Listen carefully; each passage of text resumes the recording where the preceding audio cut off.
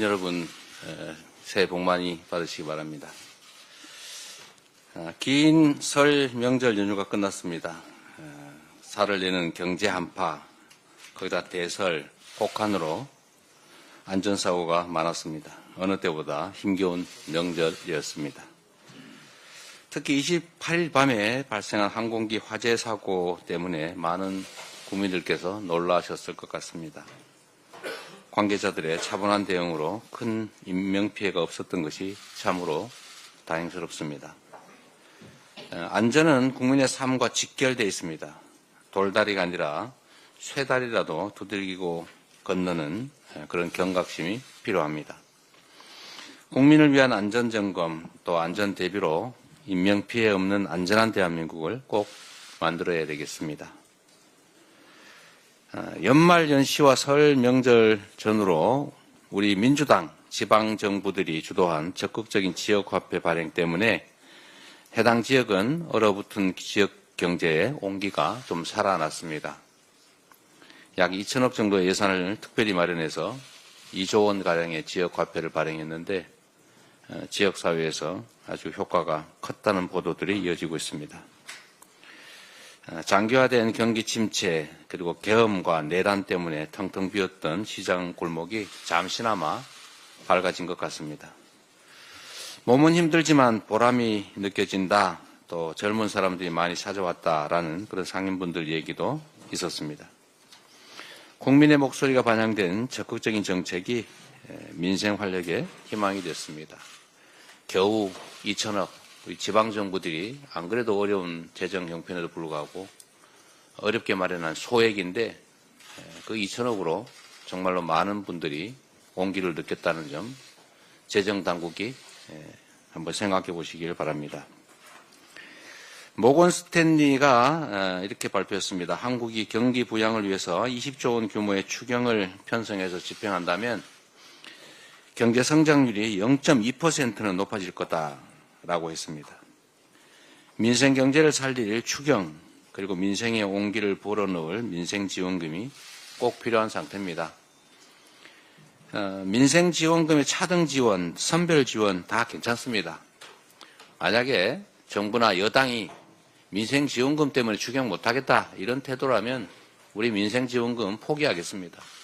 뭐 효과만 있다면 민생지원금 아닌 다른 정책인들 무슨 상관이 있겠습니까?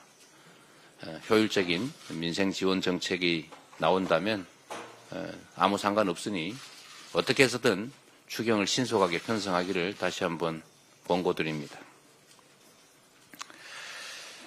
정부가 하겠다고 하는 예산 조기 집행 이것도 뭐 필요하긴 한데 좀 빨리 집행한다는 것뿐이지 이 총 지출은 늘어나지가 않습니다. 똑같습니다. 조삼모사 아닙니까? 뭐 조금 빨리 하는 게 조금 더 도움이 되긴 하겠지요. 이게 대책이 될 수는 없다 이 말씀을 드립니다.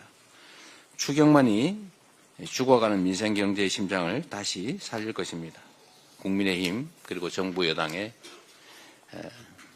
각성을 촉구합니다. 연금 얘기를 안 할 수가 없습니다. 이제 새로운 희망을 만들어야 됩니다. 국민연금 개혁의 중요성이 참으로 강조되고 있습니다. 국민의 더 나은 삶을 위한 연금 개혁 이거 누가 제안했느냐 중요하지 않습니다. 국민의힘의 성과로 만드십시오. 윤석열 정부가 뭐 4대 개혁한다고 열심히 연금 개혁 얘기를 했는데 막상 민주당이 양보를 해서 합의가 될 것 같으니까 갑자기 태도를 돌변했습니다. 인정하십시오. 연금 납부율 13% 합의됐지 않습니까? 소득 대체율 44% 국민의힘이 주장했습니다. 민주당 50% 주장하다가 45%를 양보해서 합의하자고 했습니다. 국민 여러분께서 기억하시는 것처럼 제가 윤석열 대통령과 처음이자 마지막으로 영수회담을 했을 때 제가 이 제안을 분명하게 했습니다. 저는 45% 주장을 했지만 합의의 여지가 있다. 협상의 여지가 있다고 말씀드렸고 그때 당시 대통령께서 뭐 44% 합시다. 국민의힘 안대로 합시다. 또는 뭐 44.5로 합시다. 44.01%로 합시다.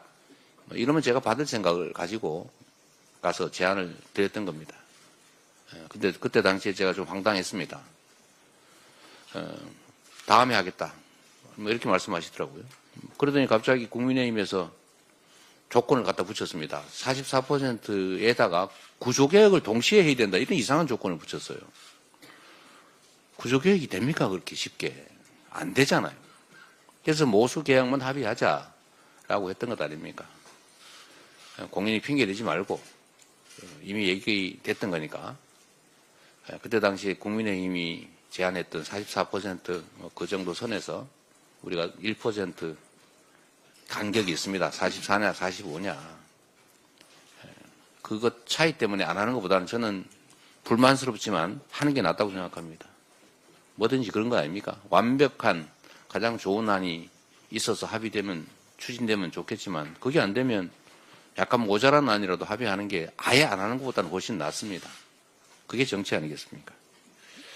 신속하게 모수개혁부터 2월 안에 매듭 짓기를 바랍니다. 자꾸 조건 붙이지 마세요. 이번에도 또 얘기가 될 것 같으니까 뭐 자동 안정화 장치는 꼭 받아주면 좋겠다 이런 얘기하고 그러던데 그건 또 다시 얘기하면 됩니다. 자꾸 뭘 조건을 붙이세요.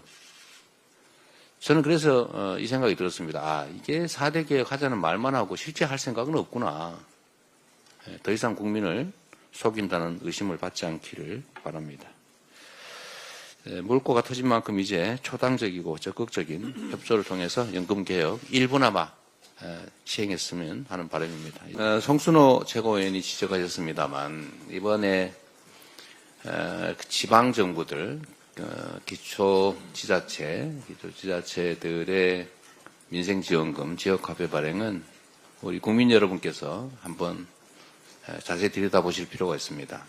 퍼주기 했다 이런 식의 공격이 많은데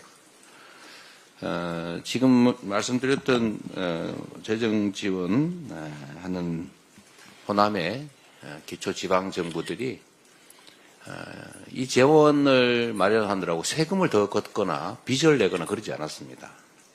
똑같은 예산을 가지고 예산을 절감하고 또 불필요한 예산들을 줄여서 그 예산 범위 내에서 만든 겁니다. 지방정부는 세금을 독자적으로 더 걷을 권한도 없습니다. 빚을 내는 것도 중앙정부 승인을 대체적으로 받아야 되기 때문에 불가능합니다. 결국은 지방자치단체장을 이 사람을 뽑느냐 저 사람을 뽑느냐에 따라서 우리 지역 주민들의 삶이 완전히 달라진다는 걸 이번에 보여준 겁니다.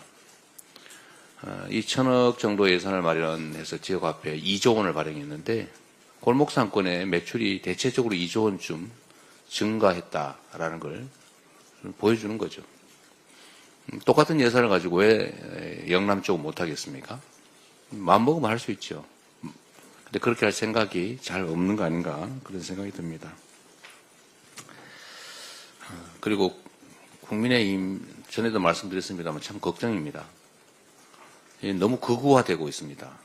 국가를 운영하는데 이런 소수의 극우적 사고를 가진 집단들하고 연계가 돼가지고 헌정 질서를 파괴하는 불법 계엄을 동조 또는 비호하고 서부지방법원 폭동을 사실상 응원하다시피 또는 비호하다시피 하는 그런 형태로 어떻게 대한민국의 나라 살림을 책임지겠습니까? 나라를 위험에 빠뜨리겠죠.